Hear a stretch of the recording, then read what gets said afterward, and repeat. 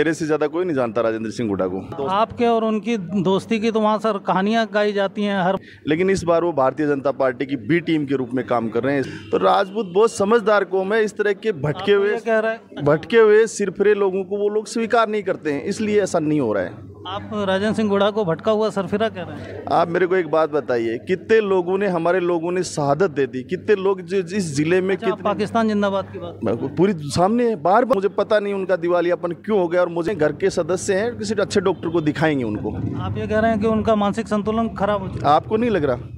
जब बाबरी मस्जिद जैसे मामले हो गए, कभी यहाँ सिंगल हिंदू मुसलमान नहीं हुआ, और वो आदमी जो जिस प्रकार से ये सांप्रदायिकता की भड़काऊ बातें करके, आप कह रहे हैं कि वो सांप्रदायिक रूप से भड़का रहे हैं? ये क्या है? तीन पाकिस्तान की गोलियां तो देखिए सर, मुसलमानों को भी लगी हैं, हिंदुओं को भी लगी हैं। जब कोई मदारी कहीं खेल दिखाता है तो भीड़ होती है, मदारी के यहाँ भीड़ होती है। मदारी खेल दिखा रहा है कि उदयपुर वाटी में देशद्रोह के मुकदमे माइनॉरिटी के लोगों पे लगे। आज तक कहा है नगमा जी ने कि मैंने उनको बुलाया है? नहीं, कहा तो नहीं है, लेकिन जो मैसेज का क्या? और हद तो तब हो गई जिस देश ने, जिस विरोधी ने हमारा सबसे ज्यादा नुकसान किया है, गोल तक पे हमले कराए मुंबई में। इसमें मेरे को रही तेरे भी चौबदार की भी चौबदार नहीं, ईमानदारी से पूछ ले। मेरे मुँह अगर लिया वो आपके कुरान पर हाथ मेल देसी कि मैं कांग्रेस वोट दी होगी आज तक। आप कह रहे हैं कि गीता पर हाथ रखी कहूँ कि मैं कांग्रेस के सिवा दूसरे वोट को दी जुआ मेरे को ये कि अमित ओला जी में ऐसी क्या योग्यता है जो उनको वोट दिया जाए सिवाय मंत्री पुत्र होने? वो गरीबों के। तो हमारे साथ में हैं रघुनाथपुरा के डायनामिक सरपंच श्री संजय नेहरा जी। आइए इनसे बात करते हैं। नमस्कार सर जी। नमस्कार। आज आपसे झुंझुनू में मुलाकात हुई, अच्छा लगा? धन्यवाद, मुझे भी अच्छा लगा आपसे मिलके। ये कांग्रेस कार्यालय का है? बिल्कुल, कांग्रेस कार्यालय में बैठे हम लोग अभी इस समय अपन। तो आप लोगों के जो प्रत्याशी हैं वो अमित ओला जी हो गए? अमित ओला जी हैं, तभी तो इनके कार्यालय में बैठे हैं। इनका हमारा समर्थन है, हमारा तभी तो जोशो खरोश से प्रचार में लगे हुए हैं। प्रचार, मेरे ख्याल से प्रचार की उनको ज़रूरत होती है जिनको, जो लोगों को नहीं जानते, लोग नहीं जानते, पीढ़ियों से, सदियों से इनका लोगों का पारिवारिक संबंध है झुंझुनू में। ऐसी कोई बात नहीं है, फिर भी चुनाव होता है। सर इस बार एक बात ये भी उठ रही है, जैसे कि ब्रिजेंद्र जी ने भी कहा था कि लोकसभा में उन्होंने मीटिंग नहीं की और ये नहीं की, लेकिन इस बार इतनी मीटिंगों की कहाँ ज़रूरत आ गई? नहीं, वो रूटीन है, लोगों को लग रहा है जिस तरह से चुनाव। ब्रिजेंद्र जी ने खुद कहा था कि हम लोगों ने लोकसभा में कोई ज़्यादा मीटिंग नहीं की, वोट नहीं मांगे, लेकिन इस बार इतनी धुआंधार मीटिंगें चल रही हैं। वो क्या है, जनता का जुड़ाव है। अमित जी जब जा रहे हैं तो लोगों को ये लगता है कि विजेंद्र जी क्यों नहीं आ रहे हैं, वो आना चाहिए, उनसे ज़्यादा जुड़ाव है, इसलिए लोगों के बीच में जा रहे हैं। ऐसा सर विपक्षी ये कह रहे हैं कि राजेंद्र गुढ़ा जी जब से आए हुए हैं और उनकी रैलियों में जिस तरह से भीड़ चल रही है, तो कांग्रेस जो है उनकी नींद उड़ी हुई है, ज़मीन खिसक रही है, इसलिए इस बार इतनी धुआंधार मीटिंगें चल रही है। मेरे से ज़्यादा कोई नहीं जानता राजेंद्र सिंह हुड्डा को। ऐसा कुछ नहीं है। वो किसकी नींद उड़ाते हैं, कैसे उड़ाते हैं, क्या, ऐसा कुछ नहीं है। और कांग्रेस कॉन्फिडेंट है? 100% कॉन्फिडेंट है। अब ये भी कह रहे हैं कि मुकाबला बिल्कुल त्रिकोणीय होने जा रहा है। कोई त्रिकोणीय नहीं है, अपना वक्तव्य है, अपना अनुमान है, वो लगाते रहें। राजेंद्र सिंह हुड्डा तो मेरे बड़े भाई हैं और मेरे धर्म के भाई हैं, बहुत अच्छा दोस्त। आपके और उनकी दोस्ती की तो वहाँ सर कहानियाँ गाई जाती हैं, हर मंच पे भी देखा है। लेकिन पारिवारिक रूप से वो मेरे सदस्य हैं और रहेंगे। लेकिन इस बार वो भारतीय जनता पार्टी की बी टीम के रूप में काम कर रहे हैं, इसलिए। आपको ऐसा लग रहा है कि भारतीय जनता पार्टी की बी टीम के रूप में है? ये मुझे क्यों लग रहा, पूरी दुनिया को नहीं लग रहा, आपको नहीं दिख रहा। जहाँ उनका वोट है, कांग्रेस का जो वोट है, मूल वोट है, मदर वोट है, आप मुस्लिम वोटों की बात कर रहे हैं? मदर वोट है, उसके अलावा कहीं काम कर रहे हैं वो? नहीं, ये सर बार बार सवाल उठ रहे हैं कि ये सुल्ताना की एक तो बेल्ट में काम कर रहे हैं, दूसरा ये भी लोग कह रहे हैं कि भाई उन्होंने राजपूतों की भी कोई बड़ी सभा नहीं की, ST SC वगैरह की नहीं हो रही, केवल एक पर्टिकुलर वर्ग में ही वो चल रही है। देखो, राजपूत एक स्वाभिमानी कौम है। जो राजस्थान का कल्चर है, जिसकी पूरे हिंदुस्तान में, देश दुनिया में बात चलती है, जो मान सम्मान की, वो राजपूतों के कारण चलती है। तो हम रिगार्ड करते हैं राजपूतों का। तो राजपूत बहुत समझदार कौम है, इस तरह के भटके हुए सिरफिरे लोगों को वो लोग स्वीकार नहीं करते हैं, इसलिए ऐसा नहीं हो रहा है। आप राजेंद्र सिंह हुड्डा को भटका हुआ सरफिरा कह रहे हैं? आप मेरे को एक बात बताइए, कितने लोगों ने, हमारे लोगों ने शहादत दे दी, कितने लोग जो इस जिले में, कितने पाकिस्तान जिंदाबाद की बात पूरी सामने है। बार बार ऐसा बोलने की जरूरत कहाँ पड़ रही है, मेरे को बताओ। जब किससे झुंझुनू के लोग काफी आहत दिख रहे हैं। सारी दुनिया आहत है। मेरे को एक बात बताइए, आप इस जिले, आपकी आंखें भीग रही हैं। मैं बड़ी दुख की बात है कि हम जिस आदमी के साथ 20 साल हमारी जवानी हमने जिस आदमी को दे दी, और उस आदमी को 2 बार मंत्री रह लिए, और उसके बाद इस तरह की मानसिकता उनका बचकाना, ये आए समझ में आए, मुझे पता नहीं उनका दिवालियापन क्यों हो गया, और मुझे पता होता है इस चुनाव से पहले, तो अब चुनाव में तो डिस्टर्ब नहीं करेंगे, फिर बात करेंगे। घर के सदस्य हैं, किसी अच्छे डॉक्टर को दिखाएंगे उनको। आप ये कह रहे हैं कि उनका मानसिक संतुलन खराब हो चुका है? आपको नहीं लग रहा? आपको नहीं लग रहा? हाँ सर, मैं उतना करीबी नहीं हूँ। नहीं, आपको नहीं लग रहा? आप रिपोर्टर हैं, बोलिए ना। आपको नहीं लग रहा? मेरी बात झूठी है? नहीं, आपको नहीं लग रहा क्या? किसी को नहीं लग रहा क्या? और आप बताइए, शीशराम जी ओला इतने लंबे समय तक रहे, या माहिर आजाद जी भी विधायक बने, या अयूब खान जी भी सांसद बने, शीशराम जी ओला ने खुद उनको रिटायरमेंट आने के बाद जो लोग बोल रहे हैं क्या दिया, किसी ने सपने में सोचा आज तक? राजस्थान में कोई आदमी इतने बड़े पद पे गया है? कोई कैप्टन रिटायर रहे थे अयूब खान जी, उनको शीशराम जी ओला ने उनको सांसद बनाया, सांसद बना के सेंटर में मिनिस्टर बनाया, कैबिनेट मंत्री। बताइए ना एक नाम कोई हो तो। ये जो बाकी लोग घूमते फिर रहे हैं, ये लोग ये बता दें एक नाम की माइनॉरिटी के किसी आदमी को इन्होंने कोई वार्ड पंच बनाया हो, मैं 1 मिनट में स्वीकार कर लूंगा। लेकिन आप माइनॉरिटी की बात कर रहे हैं सर, लोगों का तो मैं आपको वही बात पे आगे बढ़ना चाह रहा हूँ। ऐसी स्थिति में जब बाबरी मस्जिद जैसे मामले हो गए, पूरा देश में आज ध्रुवीकरण हो रहा है, भगवान की स्थिति है, हर जगह झगड़े हो रहे हैं, इतनी बड़ी कम्युनिटी होने के बाद कभी यहाँ सिंगल हिंदू मुसलमान नहीं हुआ, और वो आदमी जो जिस प्रकार से ये सांप्रदायिकता की भड़काऊ बातें करके, आप कह रहे हैं कि वो सांप्रदायिक रूप से भड़का रहे हैं? ये क्या है? हमारे लोगों का तो पाकिस्तान में, मेरे को आप बताइए, हमारे यहाँ आप जाएंगे, हमारे झुंझुनू जिले में हमारे माइनॉरिटी के मंडावा क्षेत्र में आप कॉन्स्टिट्यूंसी में गांव कई देखेंगे, उनमें क्या तीन पीढ़ियां शहीद हैं। हाँ, माइनॉरिटी के मुसलमान भाइयों के तीन पाकिस्तान की गोलियां तो देखिए सर, मुसलमानों को भी लगी हैं, हिंदुओं को भी लगी हैं, तीन पीढ़ियां शहीद हैं। और आज उनको आप इस तरह की सब बातें, उन क्या लेबल लगाना चाह रहे हैं? ये कहीं ना कहीं कोई इंटेंशनली मेलाफाइड तो है ना, लेबल लगाना चाहते हैं। ठीक है, मैं जाट जाति से हूँ, मुझे मेरी जाति पे गर्व होना चाहिए, और मुझे उसके जो नैतिक मूल्य हैं उनका निर्वहन करना चाहिए, उनका निर्वहन करना चाहिए। कहाँ? लेकिन मैं इस बात को कोई बिना मतलब के न्यूसेंस पैदा हो, अननेसेसरी कोई बात हो, मैं क्यों करूं इस बात से? नहीं, लेकिन सर यहाँ लोग ये भी कह रहे हैं कि राजेंद्र गुढ़ा जी के आने के बाद में वो मुसलमानों का जिस तरह सहयोग कर रहे हैं, उनके लिए लड़ रहे हैं। लोग कहते हैं कि विजेंद्र ओला जी तो कभी फ़ोन ही नहीं उठाते, किसी के पास ही नहीं आते, लोगों की, खास मुस्लिम भाइयों की समस्या में कभी खड़े नहीं हुए। हम 10 महीने से देख रहे हैं कि राजेंद्र गुढ़ा जी हर चीज़ में मुसलमानों के साथ खड़े हैं, आंदोलन कर रहे हैं, उनका हक दिलवा रहे हैं। एक कोई आंदोलन बताइए, एक कोई लड़ाई बताइए। वो तो गधे के भी मालिक को 50,000 का मुआवजा दिलवा रहे हैं। ये कौन सी बड़ी बात, नहीं बात थोड़ी है। अब वो आने के बाद इश्यू बन गया, उससे पहले भी कोई घटना हुई है, पशु का और का व्यक्ति का, जिस प्रकार से हमारे संविधान के अनुसार घर से दबा दिया क्या, उन नियम थोड़ी तोड़ दिया, या वो ये बोलेंगे मैंने संविधान तोड़ दिया। ये राइट्स हैं हमारे संविधान का, बाबा साहेब की एक सुंदर व्यवस्था है। सर यहाँ पर मतलब राजेंद्र गुढ़ा जी के जो समर्थक हैं ज़्यादातर वही हैं जो कांग्रेस के रहे हैं। आपको क्या लग रहा है राजेंद्र गुढ़ा जी कितने वोट ले जाएंगे? आप बताइए। आपका अपना गणित, आप काफी लंबा अनुभव है। उनका मेरे से बड़ा कोई समर्थक नहीं हो सकता। नहीं है, बिल्कुल नहीं हो सकता। तो कहाँ है समर्थक? कुछ नहीं है।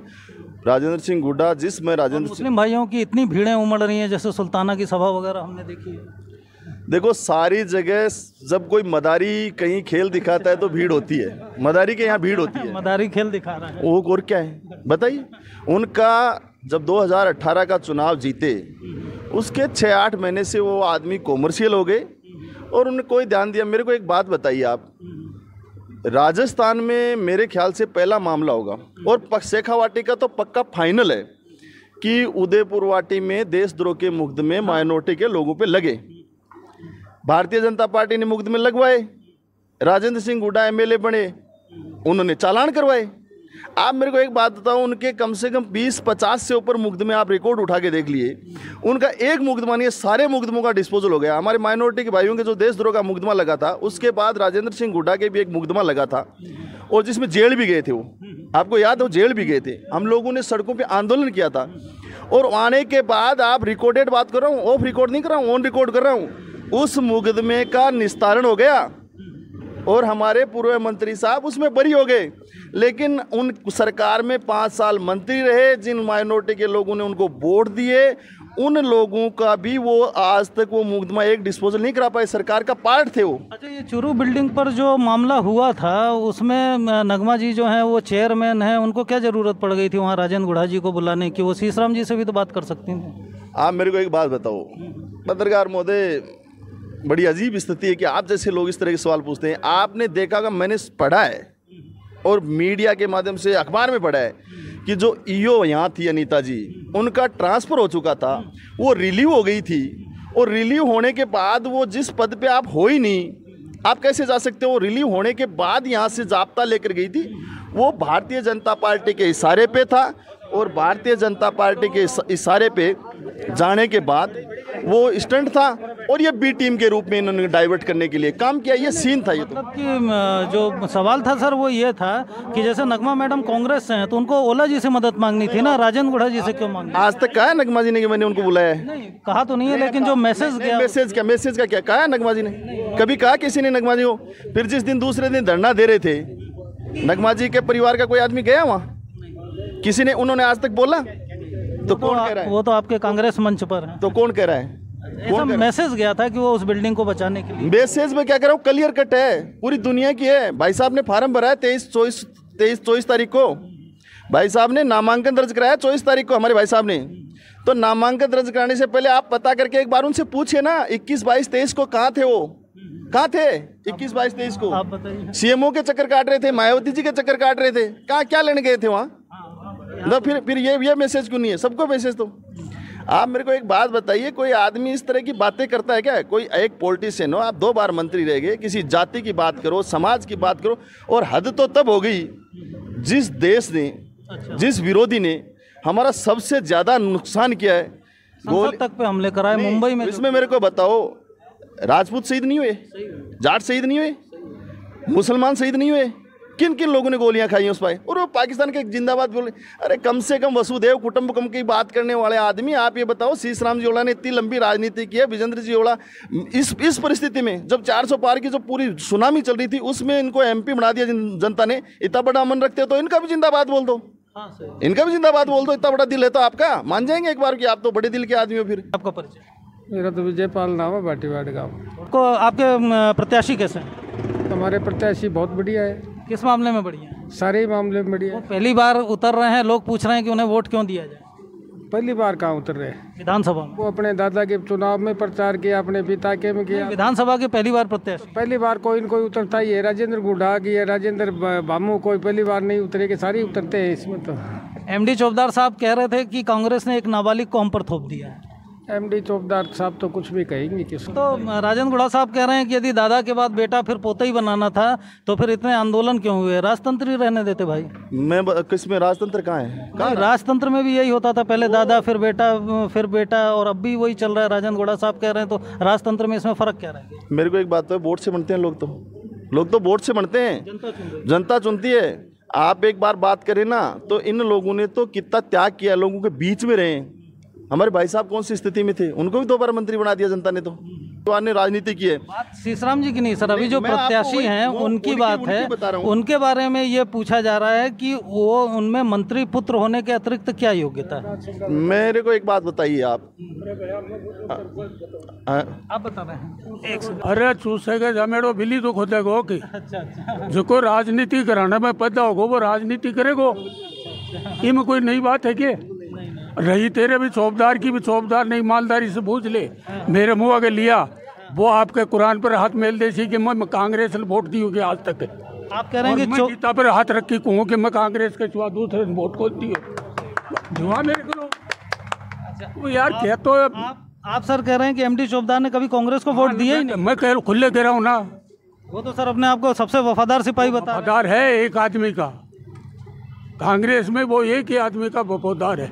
मैं Santosh Kumar, Kumawat, ward number 4, Gangiya sir.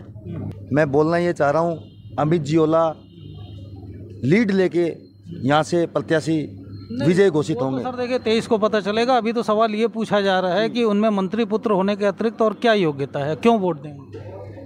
आपको कुछ दिखती है? सर मेरा कहने, लोग इतने लंबे समय से साथ हैं, यदि आपसे पूछा जाए। 24 साल से साथ हूँ। तो ये पूछा जाए तो मैं 24 साल से साथ हूँ कांग्रेस के, और कांग्रेस का प्रत्याशी हमेशा रहूँगा, और जब तक मैं जीऊँगा मैं कांग्रेस को वोट देता रहूँगा। सर वो बात नहीं है, बात यह है कि अमित ओला जी में ऐसी क्या योग्यता है जो उनको वोट दिया जाए सिवाय मंत्री पुत्र होने? वो गरीबों के साथी हैं, और वो गरीब परिवार के लिए मर मिटने के लिए तैयार रहते हैं। जन धन कुछ भी आवश्यकता पड़ती है तो वो अपने काम आते हैं, और वो मतलब किसी भी प्रकार से रात दिन एक करके जनता की भलाई के हित के लिए सोचते इस हैं। बार सर बीजेपी सर एक बात फिर बार बार ये भी उठ रही है ना कि मान लीजिए वो जीत भी जाते हैं तो सरकार तो जो है वो बीजेपी की है, बिल्कुल बिल्कुल। तो फिर विपक्ष के उम्मीदवार के रूप में वो क्या विकास कर पाएंगे? हमारी कोशिश ये रहेगी, जो भी जितना भी हम काम कर रहे हैं तो सच्चाई से लगन से ये काम करेंगे। धन्यवाद सर।